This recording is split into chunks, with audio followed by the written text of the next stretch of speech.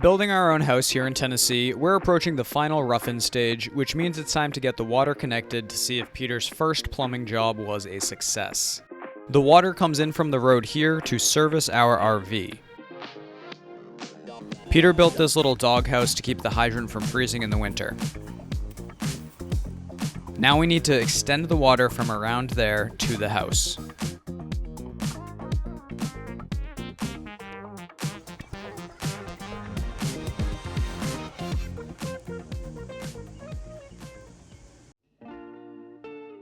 I'm tempted to pretend I've never heard of a trencher before and let the comments roll in. But the truth is, I looked into renting one and it was going to be north of $600 to have one delivered. The only other option was to drive about an hour each way to Lowe's to get one and the same thing to return it the next day, unless I wanted to also spend over $400 on the weekly rental. So in the end, I decided to do the job with good old muscle power.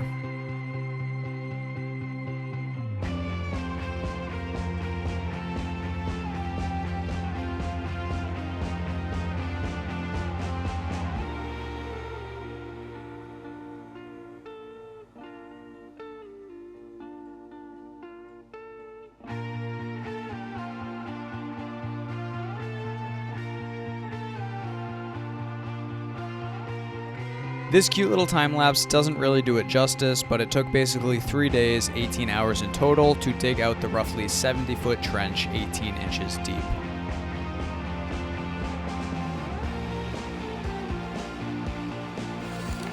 I filled in a little bridge for us to cross to avoid broken ankles, and then it was time to make the two connections, one to the house and the other to the existing incoming water.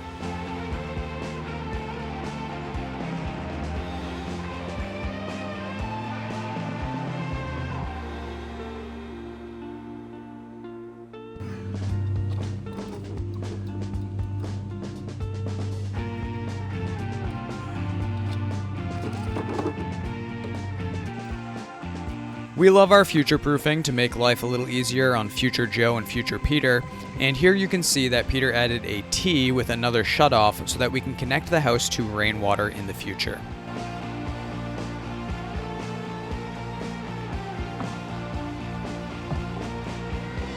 Then I had to more carefully excavate to find the incoming water line without damaging it with the pickaxe.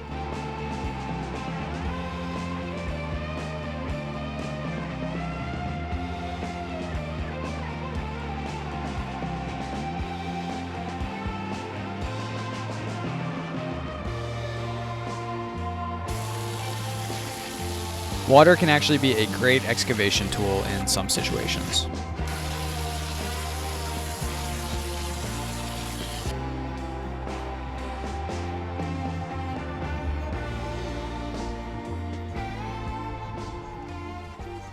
I was hoping to cut this part out since it's like damaged right here. I did end up hitting it once with the pickaxe. Just make it so that that's after the tee-off. So that just goes to the hydrant. So let's say that does burst down the road. We probably won't know for a really long time. We might know because this whole area might just stay saturated. We're like, probably gonna be a bursted pipe. But then I guess I'll just fix it when it happens. There should be some water that comes out of this.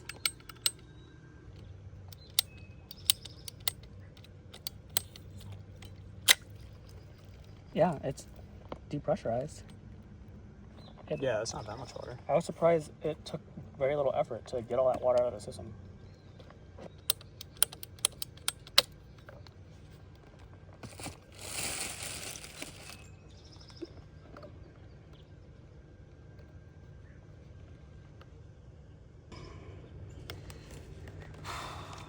It's so hard to work in this trench. Should I have made it bigger? No. I'm sure my ancestors worked in trenches smaller than this. We got to get you a microphone so that everybody can hear all your jokes. Did I not cut enough? I was afraid I was going to cut too much. Okay.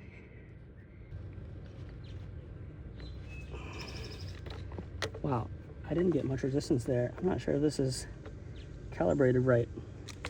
That one was really hard.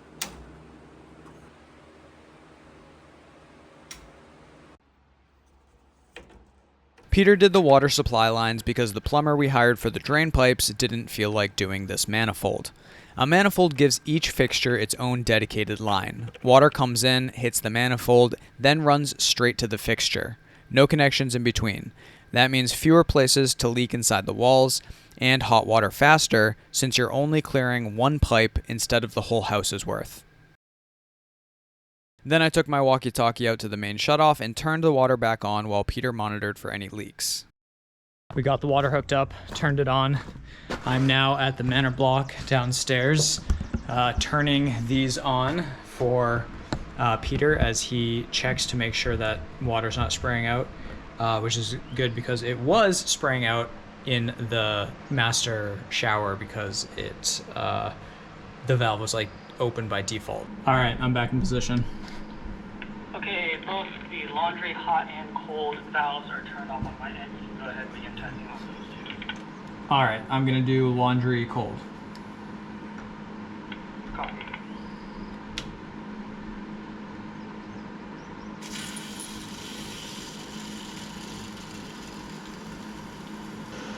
About halfway. All right, fully on. We're opening it slowly so that it doesn't shock the system and just bump up to 60 psi all at once. Laundry hot.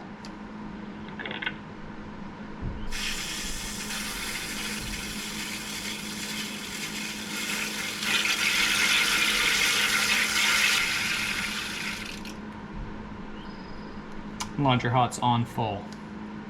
Okay, good. Next we can do the future outdoor connection.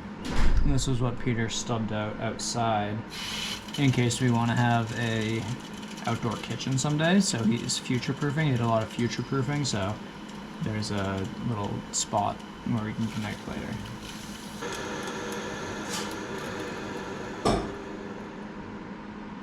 Looking good? I don't know what that noise was. My parents' house makes that noise all the time, but it's usually the old radiators. All right, now we're going to the kitchen. Sir? Does that answer your question? Oh shit, there's a leak. You mean the open valve in the shower? Is that the leak? Yeah. Yeah. You know how many factory building games led up to me figuring out which line's supposed to go where in the man block? All right, fridge. That's just cold. He's opening it to know for sure if the valve is turned off. I don't know here what is off. Well, do you see any water? Because I already let a little bit leak through. I've been flicking this back and forth between whatever on is and whatever off is, and water hasn't started coming. So you let some water through, a little bit more to get a hiss. Okay, I know which way it's on and off now. So it is off now? Mm-hmm. I let some of the air out. I'm playing a dangerous game over here. Oh my god. I just turned it on more. It's fully off over here, so you can continue.